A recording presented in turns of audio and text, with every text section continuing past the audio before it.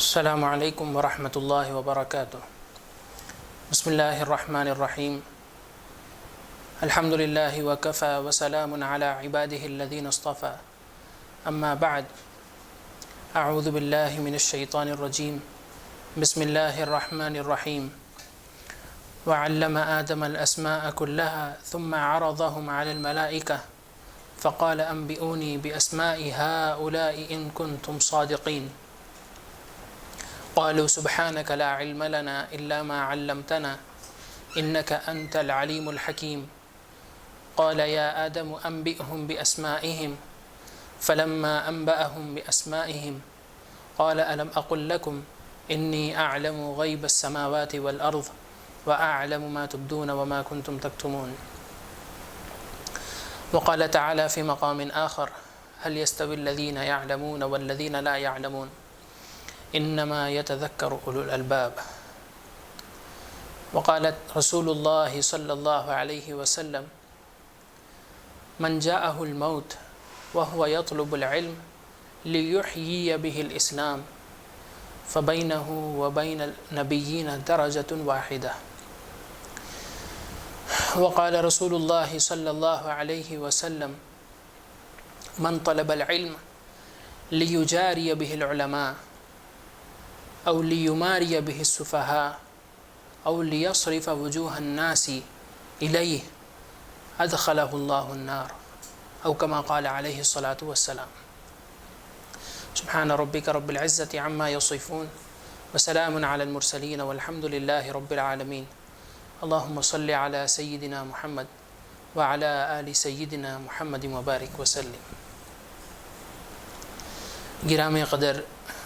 ناظرین اکرام، السلام علیکم ورحمۃ اللہ وبرکاتہ۔ آپ حضرات کے سامنے ایک اہم موضوع کے سلسلے میں گفتگو کے بارے میں آپ حضرات کے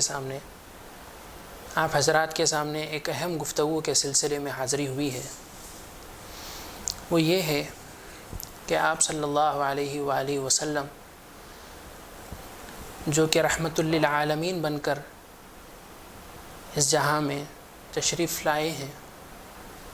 آپ صلی اللہ علیہ وآلہ وسلم کی مقدس ذات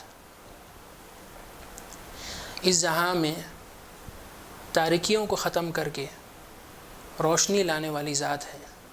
کہ جس کے ذریعے سے معاشرے کے ہر تاریکی کو مٹانے کے لیے اور ہر طرف نور پھیلانے کے لیے آپ صلی اللہ علیہ وسلم کو بھیجا گیا ہے۔ ایک میدان وہ میدان ہے جو کہ تعلیمی میدان ہے، جس میں آپ صلی اللہ علیہ وسلم نے روشنی کے ذریعے سے، علم کے ذریعے سے، چاہے وہ قرآنی علوم ہوں یا غیر قرآنی علوم ہوں، ان علوم کے ذریعے سے آپ صلی اللہ علیہ وسلم نے مسلمانوں کو ایسا ہتھیار عطا کیا گیا تھا کہ جس کے ذریعے سے مسلمانوں نے بعد کے زمانے میں ترقیات، اور نہ صرف ترقیات ان کو حاصل ہوئی بلکہ وہ زمانے کے لیے معلم بن کر سامنے آئے تھے۔ اس سلسلے میں ہم مزید تفصیل کے ذریعے سے گفتگو کریں گے۔ میں نے خطبے میں 2 روایتیں پڑھی ہیں، جس میں پہلی روایت حضرت حسن بصری رحمۃ اللہ علیہ سے مرسلا منقول ہے، جس میں وہ فرماتے ہیں کہ رسول اللہ صلی اللہ علیہ وسلم کا ارشاد ہے، جو شخص علم حاصل کرے اور اسی دوران اسے موت آ جائے، اور اس کے علم حاصل کرنے کا مقصد یہ تھا کہ اس کے ذریعے سے وہ اسلام کو زندہ کرے، یعنی اس کے علم حاصل کرنے کا مقصد دین و اسلام کی ترقی اور اعلاء کلمت اللہ تعالیٰ کے کلمے کو بلند کرنا اور اس کو پھیلانا، اس کا یہ مقصد تھا۔ تو اس کا حشر آخرت کے اندر اللہ تعالیٰ یہ فرمائیں گے کہ جنت میں اس کا حشر ایسے مقام پر ہوگا کہ اس کے اور نبیوں کے درجے میں صرف 1 درجے کا فرق باقی رہے گا، یعنی گویا کہ اللہ تعالیٰ نبیوں کا قرب اس کو جنت کے اندر حاصل، اللہ تعالیٰ اس کو جنت کا قرب حاصل فرمائیں گے، عطا فرمائیں گے۔ دوسری روایت میں نے پڑھی ہے جس میں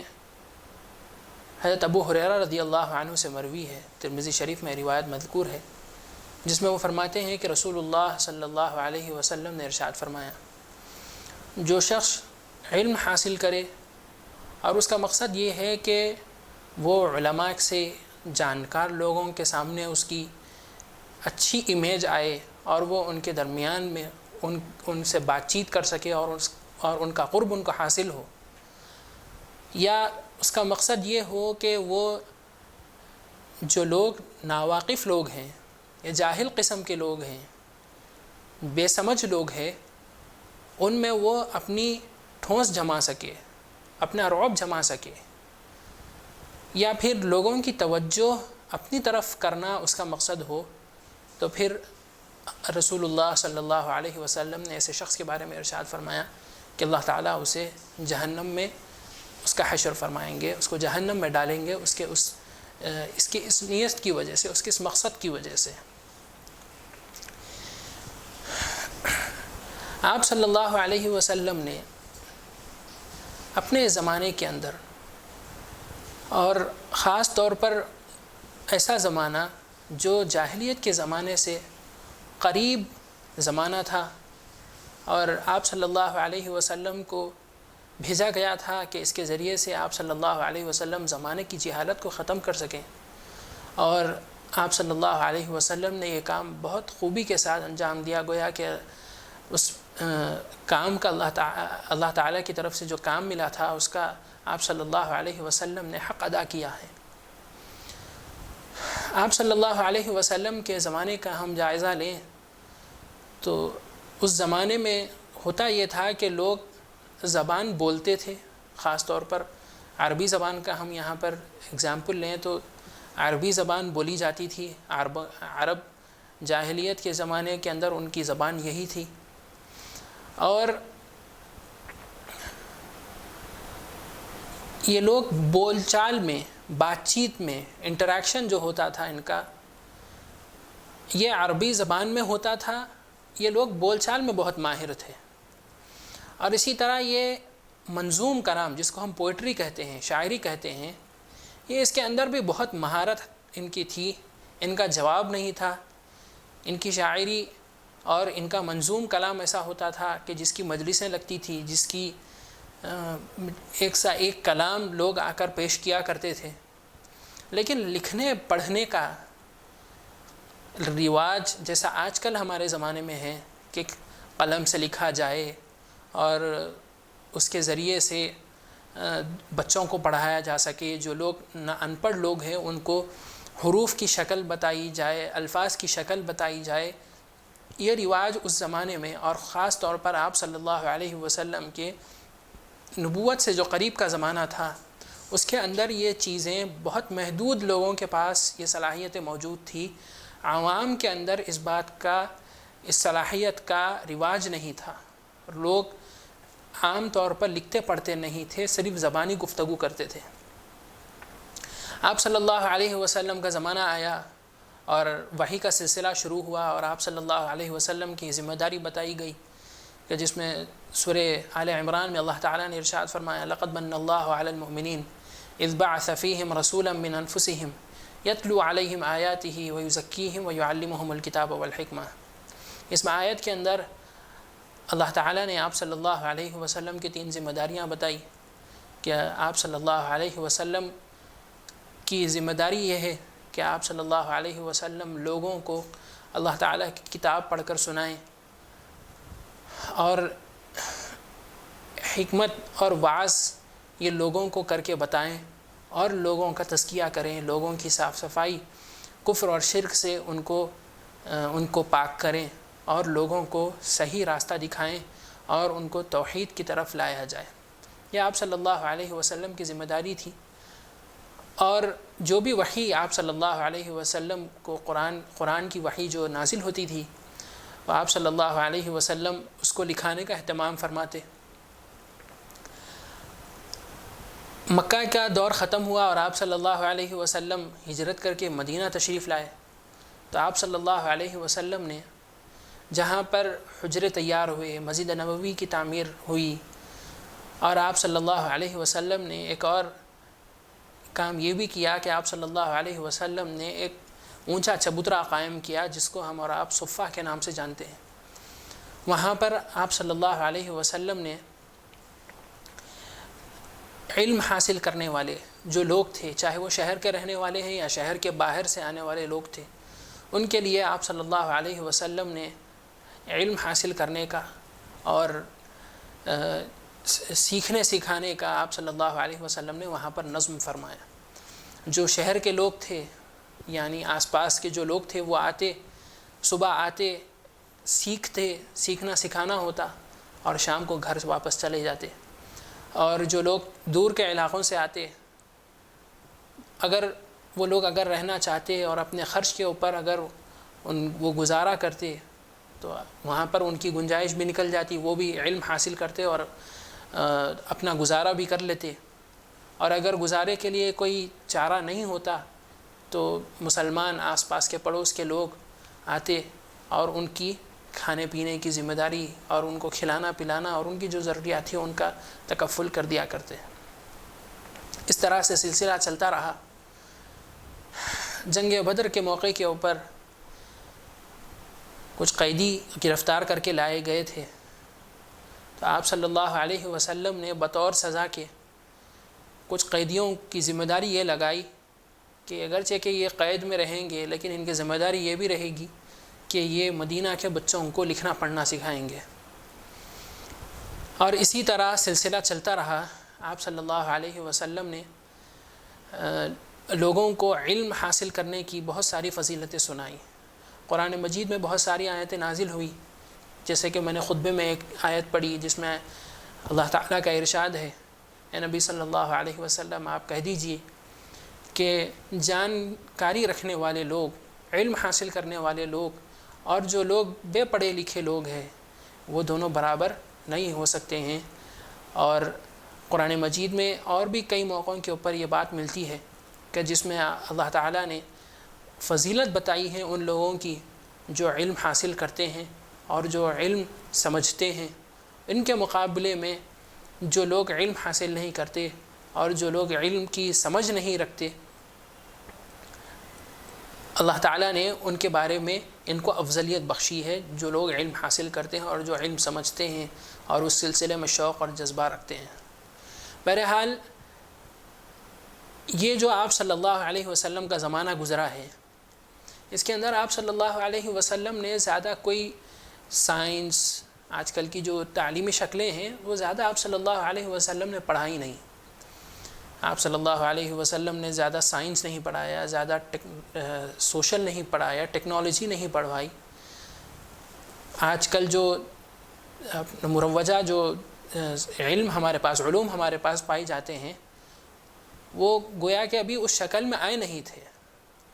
اور حضرت آدم علیہ الصلاۃ والسلام کو اللہ تعالیٰ نے جو چیزوں کا علم عطا فرمایا تھا، اگرچہ کہ علوم جتنے اللہ تعالیٰ نے عطا فرمائے تھے وہ سب علوم حضرت آدم علیہ الصلاۃ والسلام کے پاس موجود تھے، لیکن وہ ایک گھٹلی کی شکل تھی، جیسے کہ ایک گھٹلی ہوتی ہے، اس کے ذریعے سے جب اس کو زمین میں ڈالا جاتا ہے تو اس کے ذریعے سے جب ہم اس کے اوپر محنت کرتے ہیں تو نشو و نما ہوتا ہے، وہ جھاڑ کی شکل اختیار کرتا ہے، پھر وہ پھل دینے والا بنتا ہے۔ وہ بالکل بنیادی اصول یا پھر بنیادی باتیں اللہ تعالیٰ نے حضرت آدم علیہ الصلاۃ والسلام کو عطا فرمائی تھی، اور اس کے بعد جیسے جیسے زمانے گزرے اور اس کے اندر جیسے جیسے لوگوں نے کھوجیں شروع کی، اس کے اندر انسان نے محنت کی، اس کے ذریعے سے اللہ تعالیٰ نے اس کے اندر مزید ترقیات عطا فرمائی ہیں، اور یہ ترقی کا سلسلہ چلتا رہا ہے۔ اور آج تک بھی ہم دیکھتے ہیں کہ نئی نئی ٹیکنالوجی، نئے نئے ایجادات ہو رہے ہیں۔ یہ سب اللہ تعالیٰ نے انسان کو وہ صلاحیتیں عطا فرمائی ہیں، گویا کہ یہ جسد خاکی کے اندر یہ اللہ تعالیٰ نے فطرت آدم کے اندر یہ رکھی ہے کہ یہ سب چیزیں اس کے اندر پائی جاتی ہیں، اور آہستہ آہستہ کر کے انسان ان کے اندر ترقی کرتا جاتا ہے اور وہ علوم حاصل کرتا ہے کہ جس کے ذریعے سے وہ ہمیشہ نئی نئی ایجادات اور نئی نئی ترقیاں وہ حاصل کرتا ہے۔ آپ صلی اللہ علیہ وسلم کے زمانہ گزرا، اس وقت علوم کی جو شکل موجود تھی، اس کے بعد ان علوم کے اوپر ترقی ہوئی، اور ایک زمانہ ایسا آیا کہ مسلمان کی یہ ترقی ہوئی، مسلمانوں کی ترقی کا عالم یہ بنا، اور نتیجہ یہ بنا کہ مسلمان ہر فیلڈ کے اندر اور ہر علم کے اعتبار سے وہ لوگ کی حیثیت یہ بن گئی کہ لوگ اب ان کے ذریعے سے علوم کو سمجھتے ہیں۔ اب مسلمانوں کی کتابیں پڑھی جانے لگیں، عربی زبان کی کتابوں کو لوگ پڑھنے لگے کہ ان کے اندر کیا علوم مخفی ہیں کہ جس کے ذریعے سے ہم ان علوم کو سمجھ کر ہم اس کے اندر ترقی کر سکیں۔ طب کی عربی کتابیں اور دوسری فنون کی کتابیں کہ جس کے اندر زمانہ متاثر ہوا، اور وہ لوگ ہماری کتابوں کے ذریعے سے آگے بڑھے ہیں، ترقیات کی ہیں۔ لیکن ایک طرف تھا مسلمانوں کا عروج کا زمانہ، اور ایک طرف تھا مسلمانوں کا زوال کا زمانہ۔ اللہ تعالیٰ نے مسلمانوں کو بادشاہت نصیب فرمائی تھی کہ جس کے ذریعے سے وہ اکثر دنیا کے اوپر حکومت کرنے والے تھے، لیکن ایک زمانہ ایسا بھی آیا کہ اللہ تعالیٰ نے ہمارے ہاتھ سے حکومت کو چھین لی، اور پھر اس کے بعد نتیجہ یہ ہوا کہ ایک زمانہ ایسا آیا کہ انگریز پوری دنیا کے اوپر حکومت کرنے والے بنے۔ اب المیہ یہ بن گیا کہ جیسے جیسے یہ لوگ ملک فتح کرنے لگے، بر صغیر میں خاص طور پر جب یہ لوگ قابض ہوئے اور ان کی حکومت بنی اور مسلمان مغلوب ہو گئے اور مفتوح ہو گئے، تو اب جیسی ان کی حکومتیں آئیں اور ان کی ٹیکنالوجی آئی، ان کی سائنس آئی، اور نئی جدید ٹیکنالوجیز ہر فیلڈ کے اعتبار سے، معیشت کے اعتبار سے، طب کے اعتبار سے، ہر اعتبار سے ان کی جب ٹیکنالوجیز آئیں تو ساتھ میں ان کی تہذیب و تمدن بھی آئی۔ جب ان کی تہذیب و تمدن آنی شروع ہوئی تو اب معاملہ یہ ہوا کہ اب ایمان والوں کے ایمان کا تحفظ کا مسئلہ قائم ہو گیا، اور اس وقت کے بڑے علماء کرام، خاص طور پر ہندوستان کے بڑے علماء کرام نے اب یہ تجویز قائم کی اور اس کو عمل میں لے آئے کہ بھائی اب ان کے علوم کو پڑھو ہی مت، نہ ان کی زبان پڑھو نہ ان کے علوم پڑھو۔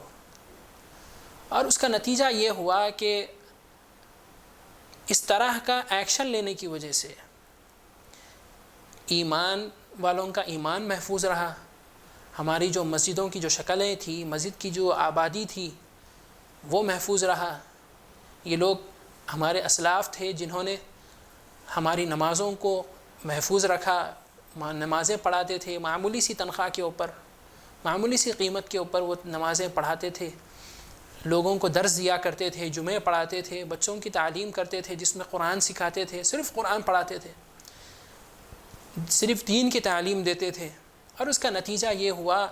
کہ آہستہ آہستہ آہستہ تہذیب کے جو برے اثرات تھے، انگریزی تہذیب کے جو برے اثرات تھے وہ ختم ہوئے، اور اس سے عام مسلمان اس کی زد سے محفوظ رہے۔ ورنہ اب یہ ہوتا کہ جس طرح کی آج کل کی ہمارے پاس دینی تعلیم کا انتظام ہے، جو ہماری مساجد ہیں، جو ہمارا ایمان ہے اور اس کی حفاظت کے جو ذرائع موجود ہیں، وہ ظاہر سی بات ہے کہ وہ اب باقی نہیں رہ پاتے۔ تو یہ ہمارے اسلاف کا ایک بہت بڑا احسان رہا ہے، لیکن اس کا ایک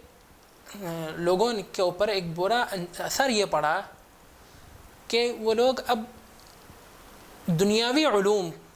اور دینی علوم کی ان لوگوں نے تقسیم کر لی۔ قرآن اور حدیث اور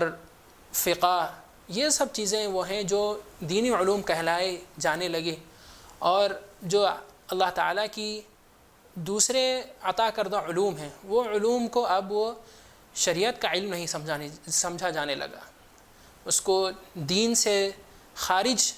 علوم سمجھے جانے لگے۔ اور اس کا نتیجہ یہ ہوا کہ ہم اسی خیال کے اندر پڑے رہے، اور نتیجہ یہ ہوا کہ ہم جو اس لائن کے اعتبار سے بھی ان علوم کے بھی ہم معلم مانے جاتے تھے، ٹیچر مانے جاتے تھے اور ہمیں فالو کیا جاتا تھا، اب ہم اس کے اندر ہم پیچھے رہ گئے اور دینی علوم کو ہی اصل سمجھا جانے لگا اور اسی کو ہی افضل ماننا شروع ہونے لگا۔ یہ غلط فہمی کو ہم سدھار سکتے ہیں اس طرح سے سمجھ کر کہ ایک تو ہوتا ہے اللہ کا علم، اللہ کا کلام، جیسے کہ قرآن مجید ہے، آپ صلی اللہ علیہ وسلم کے ذریعے سے جو احادیث ہم کو ملی ہیں، یہ وحی کے ذریعے سے ہم کو ملی ہیں، یہ ہے اللہ کا کلام۔ آپ صلی اللہ علیہ وسلم کی احادیث شریفہ جو ہم کو آج کل کتابوں کی شکل میں دیکھنے کو ملتی ہیں، یہ اللہ تعالیٰ کی طرف سے آپ صلی اللہ علیہ وسلم پر بھیجی جانے والی وحی ہے۔ اور قرآن مجید میں اللہ تعالیٰ کا ارشاد ہے وما ينطق عن الهوى ان هو الا وحی یوحی، کہ آپ صلی اللہ علیہ وسلم اپنی مرضی سے کچھ بات نہیں کہتے ہیں، اپنی خواہش سے کوئی بات نہیں کہتے ہیں، یہ اللہ تعالیٰ کی طرف سے وحی ہوتی ہے جو آپ صلی اللہ علیہ وسلم لوگوں کو بتاتے ہیں اور کہتے ہیں۔ ایک ہے اللہ کا کلام جس کی مثال میں ابھی دیا ہوں، اور ایک ہوتا ہے اللہ کا فعل، جیسے کہ اس کی مثال ہم سمجھ سکتے ہیں کہ یہ کائنات جس کے اندر ہم اور آپ بسے ہوئے ہیں، یہ ہے کائنات کا وجود میں آنا، اور کائنات کے اندر جو چیزیں وجود میں آئی ہیں اللہ تعالیٰ نے چونکہ انسان کو اس کا علم عطا فرمایا ہے، اور اللہ تعالیٰ نے اس کے اندر اللہ تعالیٰ کی جو مشیت ہے، اللہ تعالیٰ کا جو فعل ہے اس کے اندر چلتا رہا ہے کہ اس کے اندر انسان، اللہ تعالیٰ نے اس کائنات کے اندر جو کچھ بھی چیزیں رکھی ہیں اس کو جانتا ہے، اور اس کے اندر وہ سوچ و بچار کرتا ہے، اس کے اندر ایکسپریمنٹ کرتا ہے، اور اپنی عقل کے ذریعے سے، اپنے حواس کے ذریعے سے اس کے اندر وہ چیزوں کی باریکیوں کو جانتا ہے، ان کی وجوہات کو جانتا ہے کہ اس کے اندر جو تبدیلیاں آ رہی ہیں، اس کے اندر جو ترقیات آ رہی ہیں اور جو چیزیں وجود میں آ رہی ہیں، اس کا تعلق کیا ہے، یہ کس وجہ سے آ رہی ہیں، کہاں سے آ رہی ہیں۔ تو یہ ہے اللہ کا فعل، اللہ تعالیٰ ہی کے ارادے سے ہو رہا ہے۔ اللہ تعالیٰ کی تدبیر کی شکل جو ہے وہ ہم دیکھ رہے ہیں کہ نظام کائنات چل رہا ہے اور کئی سالوں سے چلتا آ رہا ہے، کئی سو سال گزر چکے ہیں، ہزاروں سال گزر چکے ہیں، اور یہ نظام چلتا آ رہا ہے اور اس کے اندر ترقی ہوتی رہی ہے۔ تو ظاہر سی بات ہے کہ اللہ کا کلام اور اللہ کا فعل، یہ دونوں چیزیں ایسی ہیں جس کا جاننا، سمجھنا، مطالعہ کرنا یہ خلاف شریعت نہیں ہو سکتے ہیں، دونوں اللہ تعالیٰ ہی کے علوم ہیں، اللہ تعالیٰ ہی کے جو تقسیم ہمارے پاس ہو چکی ہے کہ بھئی یہ دنیاوی علم ہے، یہ دینی علم ہے، اور دنیا کے اندر زیادہ پڑھنا نہیں ہے بلکہ دینی علوم ہی افضل ہے۔ اوقات کے حالات کے اعتبار سے اس کی افضلیت اور اہمیت بڑھ جاتی ہے، اور ہمارے ساتھ یہ ہوا کہ ہم نے ایک ہی خیال کو ہم نے زیادہ دن تک رکھا کہ جس کی وجہ سے ہم دوسری چیز کی جو اہمیت تھی اس اہمیت کو ہم بھول گئے، جس کی وجہ سے ہم پیچھے رہے ہیں اور اب تک ہم اسی پسماندگی کے ساتھ ہم جی رہے ہیں۔ بہرحال اس بات کو بتانے کا مقصد یہ ہے کہ یہ دونوں علوم اللہ ہی کے علوم ہیں، اسلام اس کے مخالف نہیں ہے، یہ بھی شریعت کے علوم ہیں، اور اس سے ہماری ضروریات وابستہ ہیں۔ اگر ہم ان چیزوں کو سرے سے نظر انداز کریں تو اب ہوگا یہ کہ ہماری جو زندگی ہے، جو اللہ تعالیٰ نے اس کائنات کو بنایا ہے، ہمارے لیے مسخر کر دیا اللہ تعالیٰ نے، اور انسان کو اللہ تعالیٰ نے اس کی تدبیر کرنے کے لیے صلاحیتیں عطا فرمائی ہیں۔ تو اگر ہم ان چیزوں کو نظر انداز کریں گے اور ہر چیز کو ہم نظر انداز کرتے ہوئے اگر ہم زندگی گزاریں گے تو ظاہر سی بات ہے کہ اس کی وجہ سے انسان کو مشکلیں پیش آئیں گی۔ اور اس سے الٹ اگر ہم پہلو کا اگر جائزہ لیں کہ جس کے اندر انسان اگر صرف کائنات کے، ٹیکنالوجی کے اور اسی علوم کے اندر اگر وہ پڑا رہے، اگر اسی کو ہی وہ اپنا مہمہ نظر بنا لے اور غور و فکر اسی کے اندر رہے اور اس کی ریسرچ اسی کے اندر ہو رہی ہے اور وہی علوم کا بول بالا چل رہا ہے جیسا کہ آج کل کے زمانے میں ہو رہا ہے، اس کے اندر اگر ہدایت کا راستہ اگر شامل نہ ہو، اللہ تعالیٰ کے احکام کی پاسداری نہ ہو، اور ان علوم کو اللہ تعالیٰ کی قدرت اور اللہ تعالیٰ کی مشیت کے ساتھ اگر ان علوم کو نہ جانا جائے تو یہ علوم جیسا کہ انگریز کی حکومت کے زمانے میں وہ علوم جیسے ڈیڈلی بن گئے تھے کہ جس کی وجہ سے مسلمانوں کے ایمان کے اوپر بات آ رہی تھی، وہی اس کا انجام ہونے والا ہے۔ جہاں پر اللہ تعالیٰ کی مشیت ہو، اللہ تعالیٰ کی قدرت کا لحاظ ہو اور اللہ تعالیٰ کے بتائے ہوئے اصول کے ساتھ اگر یہ علوم حاصل کیے جائیں تو یہ اصول انسانی فائدے کا ذریعہ بنیں گے اور دنیاوی ترقی کے ساتھ اللہ تعالیٰ کی رضامندی بھی شامل حال رہے گی، تو یہ سب کے لیے، مخلوق کے لیے اور خود ہمارے لیے بھی فائدے کا ذریعہ بنے گی۔ ورنہ اگر یہ ہو کہ صرف دنیاوی علوم حاصل کیے جا رہے ہیں اور اللہ تعالیٰ کی طرف سے جو قرآن مجید کی جو ہدایت آسمان سے اتری ہے اور آپ صلی اللہ علیہ وسلم کا جو اسوہ ہم کو دیا گیا ہے، اگر ہم اس کو قطعی نظر انداز کر دیں گے تو اس کا نتیجہ یہ ہوگا کہ ہم خود بھی گمراہ بنیں گے اور دوسروں کو بھی گمراہ بنیں گے۔ صرف یہ ہوگا کہ ہم دنیاوی اعتبار سے کامیاب سمجھے جانے لگیں گے۔ اور خطبے میں نے جو دو روایتیں پڑھی ہیں جس میں آپ صلی اللہ علیہ وسلم نے علم کا مقصد بیان کیا ہے، کہ جس میں پہلی روایت میں نے بات بتائی تھی کہ اللہ تعالیٰ آپ صلی اللہ علیہ وسلم کا ارشاد ہے جو شخص علم حاصل کرے، وہاں پر آپ صلی اللہ علیہ وسلم نے یہ بات کی تعین نہیں فرمائی کہ یہ کون سا علم حاصل کر رہا ہے، دینی علم حاصل کر رہا ہے، دنیاوی علم حاصل کر رہا ہے۔ جو بھی علم حاصل کرے اور علم حاصل کرتے ہوئے اس نیت کے ساتھ اور اس مقصد کے ساتھ وہ علم حاصل کر رہا ہے تاکہ اس کے ذریعے سے وہ اسلام کے کلمے کو، اسلام کو اور کلمے کی سربلندی کے لیے وہ علم حاصل کرے، اس کا مقصد یہ ہو کہ اس کے ذریعے سے وہ اسلام کو فائدہ پہنچائے، مسلمانوں کو فائدہ پہنچائے، کائنات کو فائدہ پہنچائے، اس کا یہ مقصد ہو، تو جب اگر اس کی موت آئے گی تو وہ موت اس کے لیے بڑی بشارت والی چیز بنے گی کہ اس کے اس علم کی وجہ سے دنیا میں کائنات کو فائدہ ہوا اور آخرت کے اندر وہ علم اس کے لیے انبیاء کا قرب کا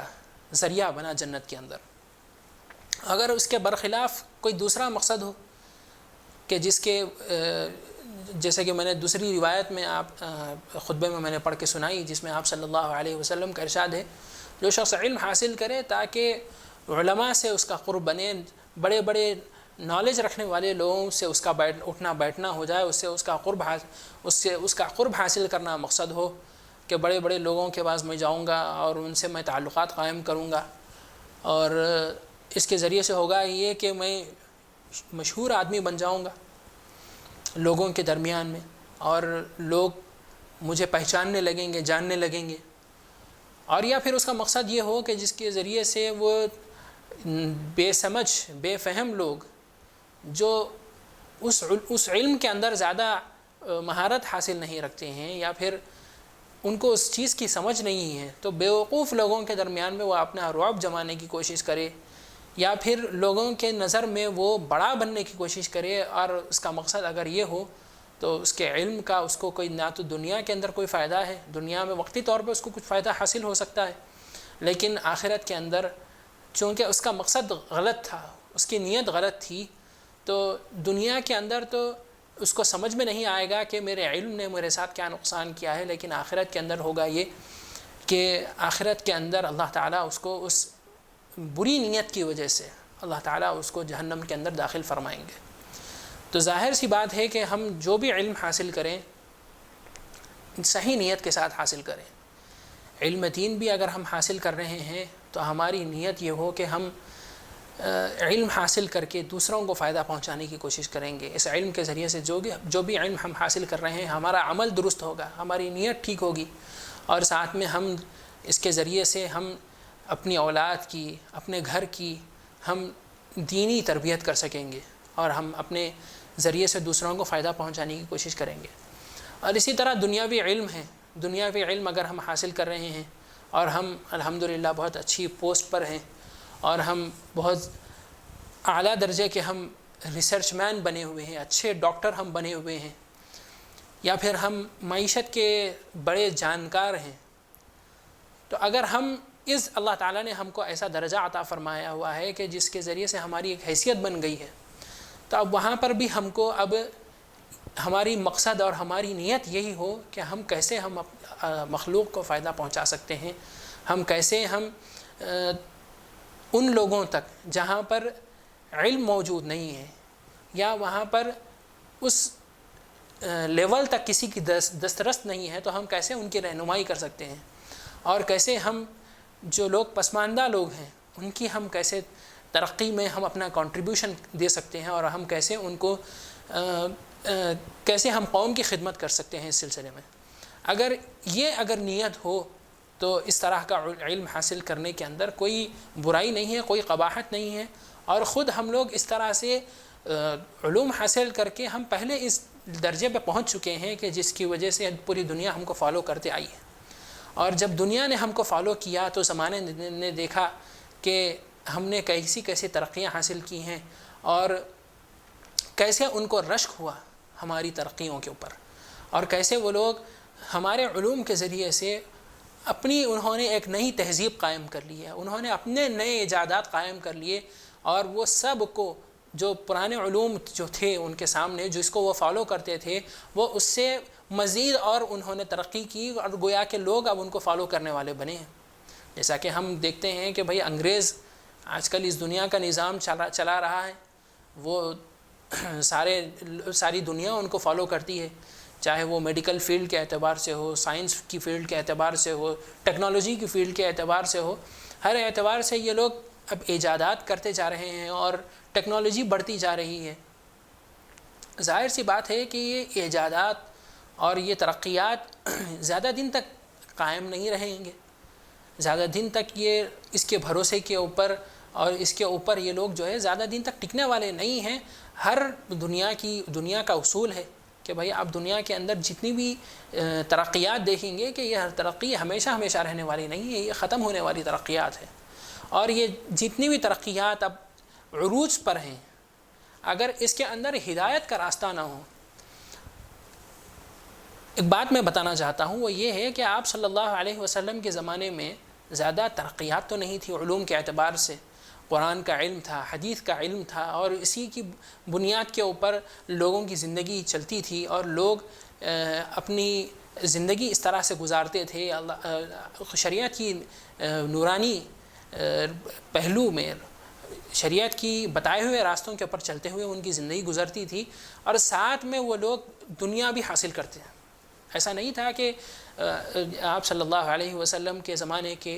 کے اندر بلیونور نہیں تھے، آپ صلی اللہ علیہ وسلم کے زمانے کے اندر بڑے لیول کے اوپر بزنس نہیں ہوتا تھا، ایسا نہیں تھا۔ آپ صلی اللہ علیہ وسلم کے زمانے میں ملینور بھی تھے، بلینور بھی تھے، لیکن یہ سب ان کا مقصد یہ تھا کہ وہ لوگ نیک نیت کے ساتھ مخلوق کو فائدہ پہنچانے کی خاطر یہ لوگ محنت کرتے تھے، یہ لوگ تجارتیں کرتے تھے، یہ لوگ بڑے بڑے بیپاری تھے، کاروباری لوگ تھے، اور علم حاصل کرتے تھے۔ ایسا نہیں تھا، لیکن آپ صلی اللہ علیہ وسلم کے زمانے میں اس کا اتنا ظہور نہیں ہوا۔ گویا کہ آپ صلی اللہ علیہ وسلم ان ترقیات کی بنیاد رکھنے والے تھے۔ آپ صلی اللہ علیہ وسلم یہ نہیں چاہتے تھے کہ ہم میں سے کوئی طبیب نہ بنے، ہم میں سے کوئی حکیم نہ بنے، ہم میں سے کوئی ماہر فلکیات نہ بنے، ہم میں سے کوئی ماہر سائنسداں نہ بنے، کوئی ایسا آپ صلی اللہ علیہ وسلم کی طرف سے رکاوٹ نہیں تھی، بلکہ آپ صلی اللہ علیہ وسلم ان چیزوں کو انکریج کرتے تھے۔ جیسے آپ صلی اللہ علیہ وسلم نے طبیب کے بارے میں بتایا کہ جو شخص ماہر فن نہ ہو، جو کوئی ماہر حکیم نہ ہو، ماہر طبیب نہ ہو، وہ علاج نہ کرے کہ اس کی وجہ سے نقصان ہوگا۔ آپ صلی اللہ علیہ وسلم نے اس شخص کو سخت تنبیہ فرمائی ہے۔ اور نہ صرف یہ کہ آپ صلی اللہ علیہ وسلم خود توجہ دلاتے، بلکہ آپ صلی اللہ علیہ وسلم نے اپنے بعض صحابہ کرام کو دوسری زبانیں سیکھنے کے لیے بھی آپ صلی اللہ علیہ وسلم نے حکم دیا۔ جیسے کہ حضرت زید کے بارے میں آتا ہے کہ آپ صلی اللہ علیہ وسلم نے یہودیوں کی جو زبان تھی عبرانی زبان، اس کو آپ صلی اللہ علیہ وسلم نے سیکھنے کے لیے کہا، کیونکہ آپ صلی اللہ علیہ وسلم نے ان کے بارے میں فرمایا کہ جب میں ان سے بات چیت کرتا ہوں اور ان سے ان کے مذہب کے بارے میں پوچھتا ہوں تو مجھے یہ لوگ جو مجھے بتاتے ہیں ان کے بتائے ہوئی باتوں کے اوپر مجھے یقین نہیں ہے کہ یہ لوگ صحیح کہہ رہے ہیں، غلط کہہ رہے ہیں، واقعی میں ان کی شریعت کے اندر یہ بات موجود ہے یا نہیں۔ تو جہاں پر آپ صلی اللہ علیہ وسلم نے خود اس طرح کی صحابہ کرام کو اور خود آپ صلی اللہ علیہ وسلم نے انتظامات فرمائے ہیں، وہیں پر آپ صلی اللہ علیہ وسلم کی اس ہدایت کو صحابہ اکرام نے قبول کیا ہے،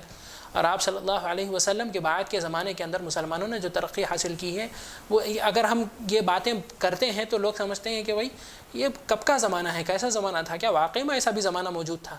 لیکن اس کے بعد کی جو قوتوں نے ہمارے علوم کو اخذ کیے اور انہوں نے جو ترقیات کی ہیں کہ جس کی وجہ سے ہماری جو ترقیات تھیں اور جو ہماری جو کارنامے تھے وہ کارنامے اب زمانے والوں کے سامنے موجود ہے ہی نہیں، اور ایک معنی میں ہمارے جو نوجوان طبقہ ہے اور ہمارے جو علوم حاصل کرنے والے، خاص طور پر دنیاوی علوم جو حاصل کرنے والے لوگ ہیں، ان کے پاس اب یہ بے چینی ہے کہ بھائی ہم کتنا بھی پڑھیں، کتابی کریں، کیا فائدہ ہے؟ لیکن ظاہر سی بات ہے کہ ماضی کو بھلایا نہیں جا سکتا ہے، ماضی کو مٹایا نہیں جا سکتا ہے، اور اگر ہم ان علوم کو علم سمجھ کر اگر ہم حاصل کریں اور ساتھ میں ہدایت کے راستے پر رہیں، آپ صلی اللہ علیہ وسلم کی ہدایت پہلے آسمان سے نازل ہوئی اور اس کے بعد مسلمان ہدایت کے راستے پر رہتے ہوئے ترقیات کا وہ درجہ حاصل کیے کہ جس کی وجہ سے سارا زمانہ ہم کو فالو کرتا تھا۔ آج بھی مسلمان اگر ہم اسی راستے کو اختیار کریں کہ جس کے اندر ہم ہدایت کا راستہ اپنائیں اور